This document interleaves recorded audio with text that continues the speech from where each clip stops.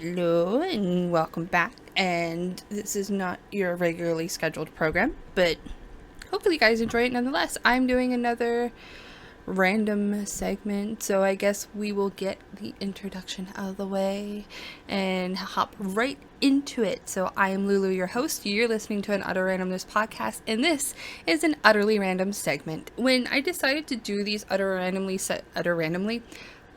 random segments, I wasn't sure how to really do them because this is just basically any kind of news that I figured out or not figured out, but that I watched throughout the week or whatever. Specifically entertainment. We're not getting into any politicalness, just entertainment type deal. But things that were happening, I think this week is just purely music that I listen to on the regular.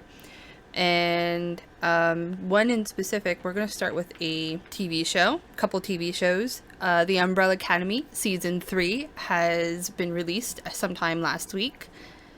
The last episode for The Time Traveler's Wife, which is on HBO Max, has been released. No news on a second season yet, but hopefully, fingers crossed, there is, because it ended on such a high note.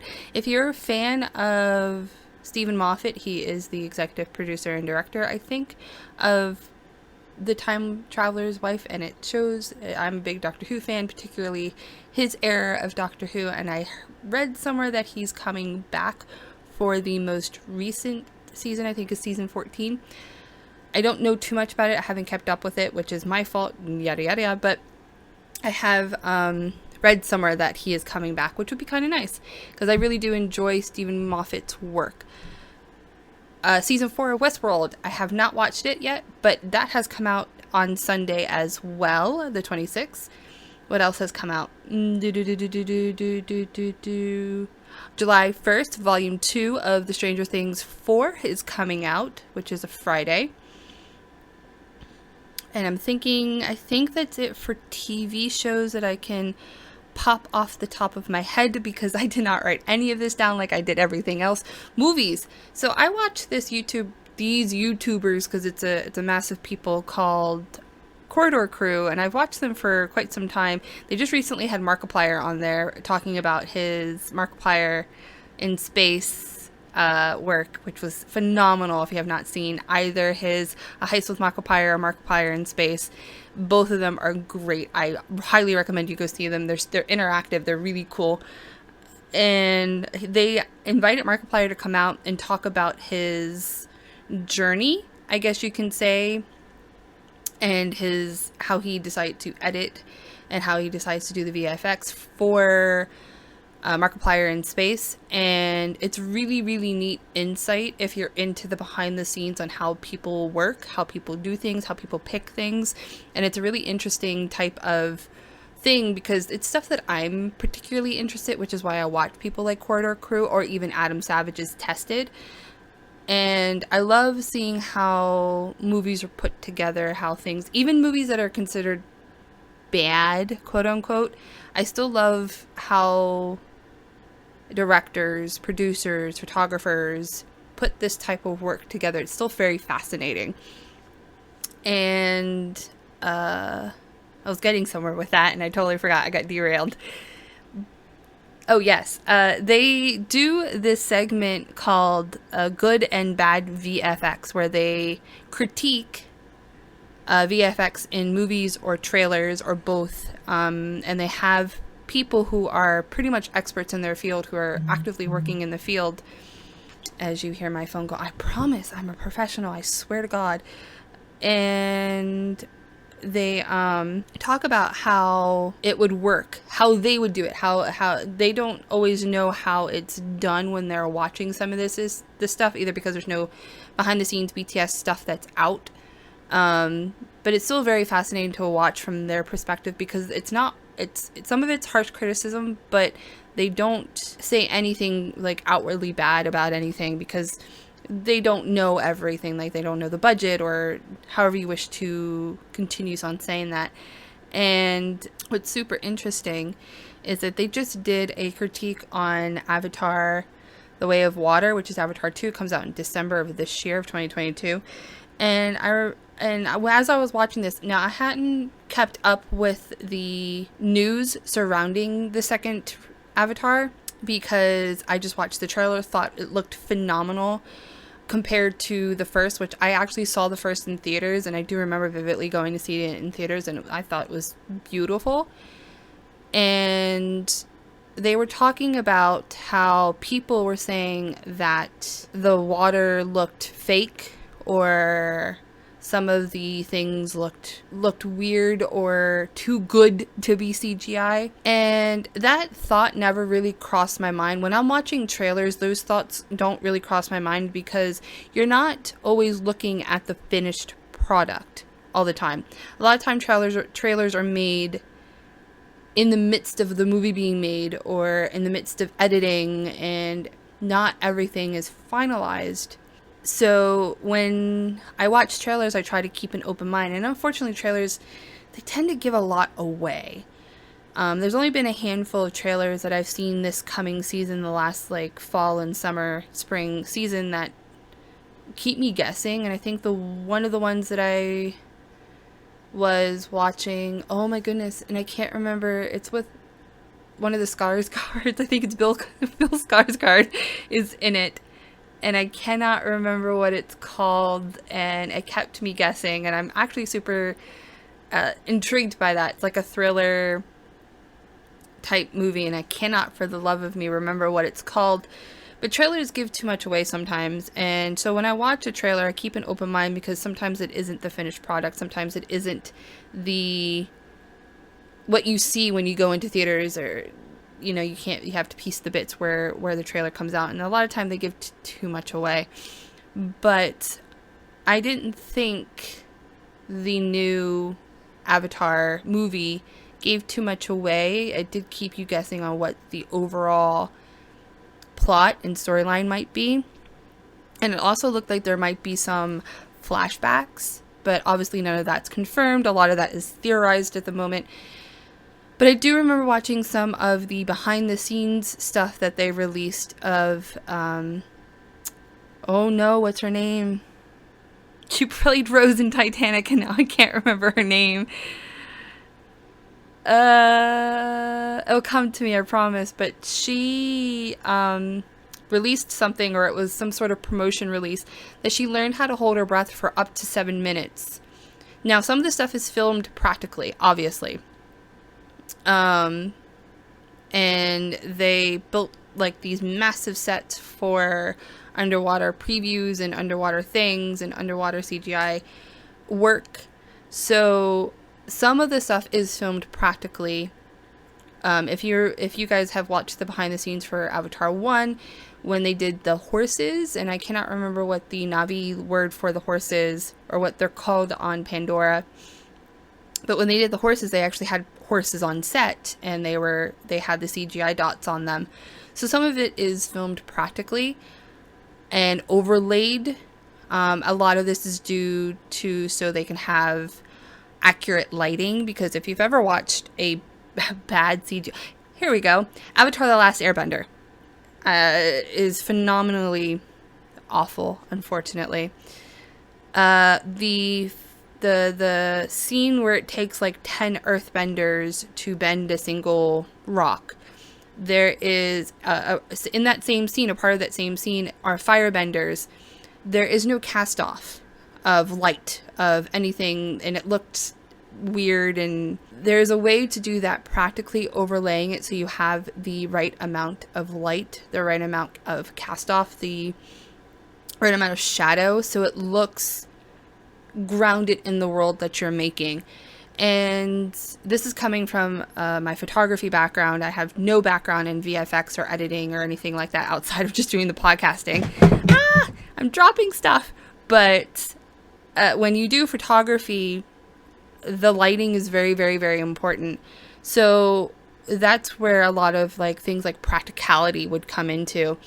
And to do some of the water textures, or at least some of the underwater water textures, and the viscosity and the lighting, because lighting underwater is phenomenally more different than lighting above on ground, on earth, the refractiveness, the reflections, the deeper you go, the less light that actually penetrates the water. So there's a lot of things that go into having the practicality of filming underwater. Doing it practical is better than doing it CGI and just overlaying it. However, there is this one particular scene that Corridor Crew kind of picked apart, which is, I think it's Jake on top of some sort of water creature, and he is tightening up a leather strap around his hand. According to them, according to their hypotheses and what they're interpreting as they're watching, is that all of that is done CGI. The only thing that seemed to be overlaid is Jake's character. And a lot of people, they were putting up what a lot of people were saying, which was it looked fake. The water viscosity is not right. There was a lot of other things as well that was going into that. And I never really thought about it when I was watching that. But as they picked it apart, what they were saying was making sense, which is CGI VFX has come so far in the 10 plus years since the last Avatar came out. The way that they explained how this is CGI VFX made a lot of sense, because they were literally nitpicking at this, by the way. They weren't just overall kind of, okay, this is how this works, this is how things are done, but they were very much nitpicking it apart. And they were talking about how the droplets of water were coming off Jake's hand and this leather strap and the lighting. And as a photographer, that made sense, because they're like, it would be too much just to layer that with CGI. The person that they had, their guest that they had on set, and I wish I could remember his name. I wish I wrote it down, but I did not. The guest they had on set actually explained why it would not make sense and how it would actually be 10 times more difficult to overlay CGI water over real water and still have two CGI characters, by the way, overlaid on that. How much power and processing power that would take, and just to be CGI accurate, I guess you can say, and still hold the beauty that it has in a trailer. So I actually recommend you to go watch that. They pick apart a lot of different types of, or a lot of scenes in movies and trailers and stuff like that. I highly recommend it. I think I will put a description in the box somewhere to go check that particular episode out. And I also will do the Avatar: The Last Airbender one that they did as well, because this is just what they think and how they think the crew did it on Avatar 2, but it's still one of those things that I highly recommend checking out, because if you're into that type of thing, or you're looking at a trailer and it kind of looks then I do recommend you go see it, because they explained why it makes sense, why it looks good, and these are people who are in their field of what they're doing, VFX, editors, so on and so forth. And I thought, honestly, it was beautiful, the Avatar 2 trailer, and I'm actually looking forward to the music, because I really enjoyed the music of the first Avatar. So I look forward to it in December. I might go actually check it out in theaters. Oh, Thor: Love and Thunder came out. Reviews have been positive about it thus far, so I guess we'll see that. I guess we'll hop right into music. I have a lot on music, actually. Most of it K-pop, so if you're not into K-pop, go ahead and skip this part. If you are familiar with Twice, group member Nayeon just came out with her solo debut with Pop, and it really, really surprised me, actually. I was not expecting that song to be her solo debut title track. It's very jazz-esque, bubbly pop type deal. It reminds me a lot of, it would be like a Twice B-side almost. It surprised me. She's doing really, really well with that, and I do highly recommend you guys check that out, because if you're into K-pop music, it is a pop girl crush almost. It really surprised me, to be quite honest. It's a surprise hit too for her solo debut. Nayeon is the first member to have a proper solo debut. Please don't quote me on that. And before I get any further, Twice is not disbanding. It's just they're focusing on solo projects right now. Seems like a lot of the groups are focusing on solo projects right now. Kepler has just had their second coming out. I wasn't so sure about this. I had to listen to it twice. It's called Up. I had to listen to it twice. Aesthetically, it reminds me a lot of Wadada, which was their group debut song. It aesthetically, it follows the rhythm of Wadada. It is a poppy type of song. It seems like all the groups are coming out with a sort of poppy-esque song, and it could be just because it's summer. It was more girl crush too. Also with Kepler, it seems like the line distribution was a lot better, and they sounded unified as well. It seems like each girl had maybe a little bit more parts. It sounded more unified in my opinion. Like I said, it took a hot minute to really like settle in. I had to listen to it at least twice to really appreciate it. If you're into that, I do recommend it. If you're into Kepler and just in general, I recommend it because they just had their comeback, I should say. Card! JSAF is back from military service, so Card just had their comeback with Ring the Alarm, and I loved it. I am a big Card fan, actually. It's very, very nice to see the four of them back together. I do highly recommend it. They just did their comeback, and it was really funny for their promotion. It said "We're Back," and their album is called Re, and I have not listened to their full album yet. I think their B-side is Sad Salsa. I have not listened to it quite yet. I haven't listened to their whole album yet, but I think it's because I was very, very happy to have them come back, especially after JSF's service. So it's really, really nice to see him back. What else? Loona just had their comeback as well with Flip That, which was also a surprise, if I have to be quite honest.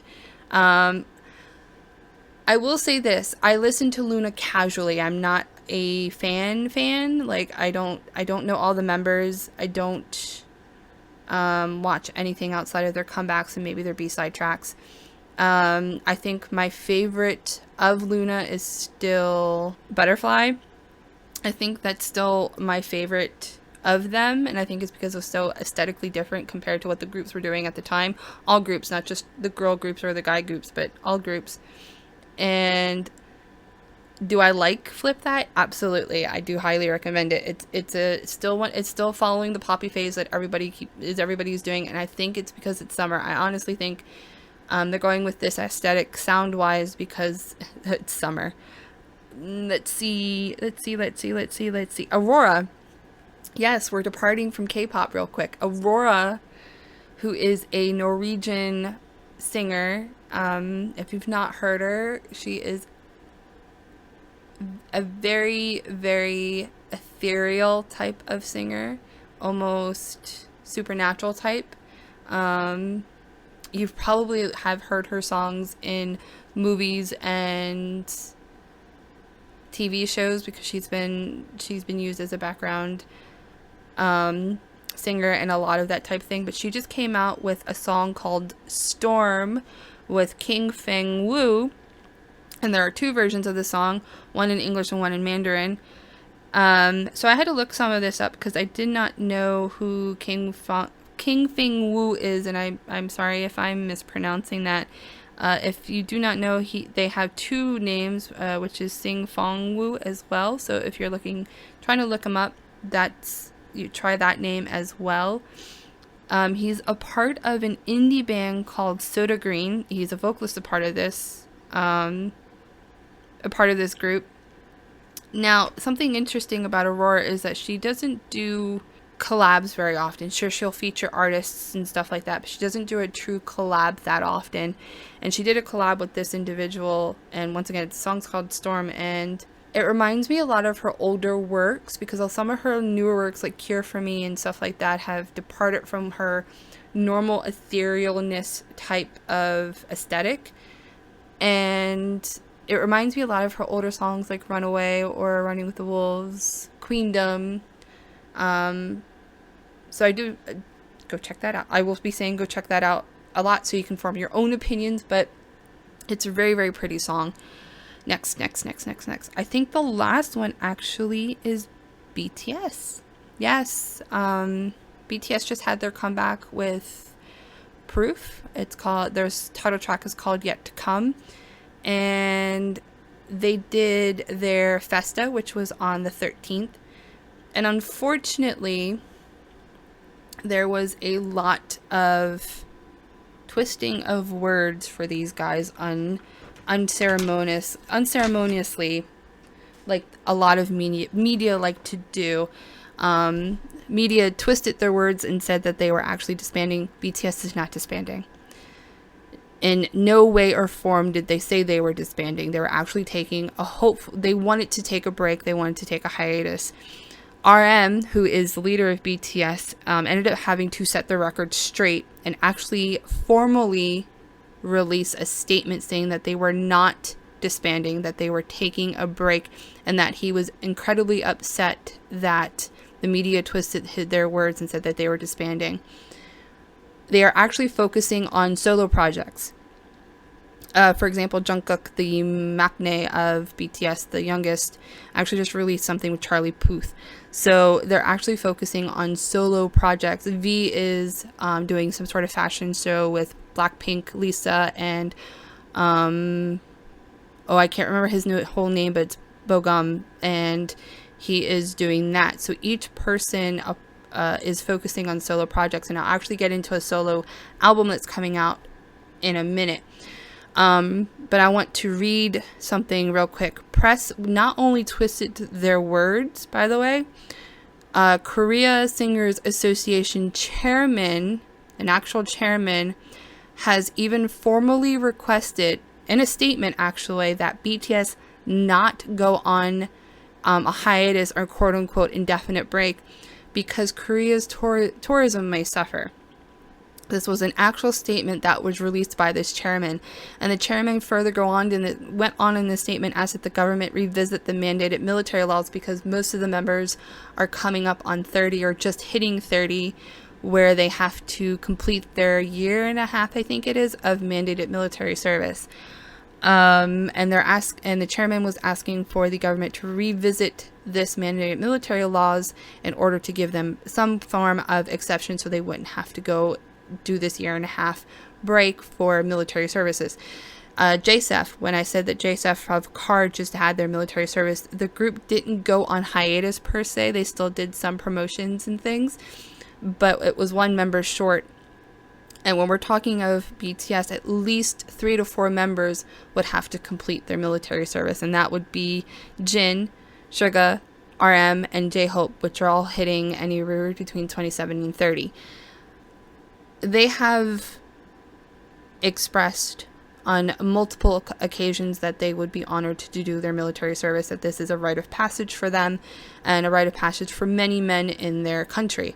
And I won't say anything more than that because I am not Korean, but to continue doing this, saying that Korea's tourism may suffer due to one group going on hiatus, then you need to reevaluate your tourism ethics, pretty much, in my opinion, and the funding that goes into tourism. I do not think Korea's tourism is going to suffer because BTS has just decided to go on a break. They deserve a break. They've been pretty much nonstop for 9 years. They deserve an actual real break. Any group that I've referred to deserves a real break because their work ethics is much different from, let's say, US singers. So honestly, it was, I think, beyond what he should have said in regards to that. But I think that's about it because I won't go into any more politicalness of that. But I will go back to solo projects. As I said, Jungkook just did a solo song with Charlie Puth. J-Hope is having his second comeback as a solo artist with Jack in the Box. I've only read some of what is going on with this. Actually, I'm going to pull up Weverse right now. If you don't know what Weverse is, it is a artist type not solo, SMS, social media site. If you're not familiar with it, and you're a Korean music fan, wrong thing, and you're a Korean music fan, then they have a lot of different artists on Weverse, and they have TXT, BTS, Sunmi, Dreamcatcher, ATBO, Hyolyn, Rocket Punch, Tribe, Secret Number, TNX, Victon, A-Pink. They have Blackpink. They have a lot of different artists on there. If you're not just, it's not just a BTS thing. But I am looking up the Jack in the Box release at the moment, because even though I wrote some of the stuff down, they just made an announcement, I think today, that what the song will be called for his solo release. I say, Jack in the Box. Oh, they didn't. Okay. I thought they released a song title for his thing, but I'm going to read this to you guys. If you are a fan, once again, you can skip all this if you're not. It says, "Hello, this is Big Hit Music. We would like to provide information on the pre-order for J-Hope's solo album, Jack in the Box, scheduled for release on Friday, July 29th. Now, I'm going to say this. This is actually the first solo album release for one of the members. Two of the other members, RM and Sugar, both have released mixtapes, and they didn't have, or actually even J-Hope, I'm sorry, RM, Sugar, and J-Hope have all previously released mixtapes and playlists, and none of them actually came with physical albums. They were released for free on streaming sites like SoundCloud, YouTube, Spotify. They were all released there for fans' enjoyments. So J-Hope is actually the first person to have a solo album actual physical release. His last release, Hope World, did not come with a physical album. It was free release on SoundCloud and stuff. I'm not saying that the music might not be free, but it's coming with an album. So Jack in a Box will be available on Weverse Album, and you can place your pre-order for the album beginning on Monday, June 27th, which is today, online and in-person retailers. Pre-order dates from 11 Monday, June 27, 2022, and the album will be released on July 29th, 2022. So this is their release date. So this is just for pre-orders. It tells us where pre-orders will be, and the only one that I'm familiar with is the Weverse shop. And then that's the partner album. I'm reading album. Partner site for Weverse. Jack in the Box will come with a card holder, one at random out of 2, photo card, 1 type, photo card B, 1 random out of 2, and a QR guide, or a QR card, I should say. Oh, okay. So it looks like you will not get a physical CD with this. It looks like you'll get a QR card where you can download the music on Weverse, which is quite interesting. I don't think they've done this before. Yeah, I don't think they've done this Weverse album thing before, but it looks like you can do a physical, like actually go out and buy it. I'm not sure who the retailers might be. I wonder if Target's on here. Forgive me, it's all in Korean, and my Korean is rusty. I do not see any retailers outside of Weverse shop. That might be US based. I'll have to actually sit down and actually read this, because I can read Korean, but I'm very slow in Korean, and I do not have enough time to like sit here and actually figure it out. But I will, if I find out anything, like if there's YouTuber, if there are US sailors like Amazon or something, because I don't see any kind of Amazon seller at the moment. Like I said, the only one that I recognize is the Weverse shop. But J-Hope is actually the first one to actually have a physical album being released, and I accidentally got out of it. What is the other one? I know, I swore I thought I said, ooh, is it this one? I know the song's going to be released on July 1st. Full tracks will be released on July 15th. Oh yeah, pre-release track to be released on July 1st. Diverse content to show J-Hope's creativity and identity as an artist will be introduced. Please stay tuned and we will continue to provide you with more details on the album. And I think this was released on the 25th. So they actually, when they released this, they put a little preface as well. It says, we would like to announce the release of Jack in the Box, J-Hope's, and I love this. I'm listening to music as I'm recording this, and POP, which is Piece of Peace, Part 1, which is from J-Hope's Hope World, just came on. It's one of my favorites personally. I love this song. But okay, we would like to announce the release of Jack in the Box, J-Hope's solo album. BTS has turned the page on their new chapter, throughout which the members will harmoniously carry out their group and individual activities. J-Hope will be the first member of BTS to start their new journey and release his solo album. J-Hope's solo album, as expressed in the title of the album, Jack in the Box, represents his aspirations to break the mold and grow further, which is super neat. J-Hope, out of all the members, is really, really bubbly. And he has spoken on several occasions as I'm listening to POP that his name, J-Hope, he always, the reason he picked the name was so he could have, because he's the hope of the group pretty much. And is there anything else before I wrap it up?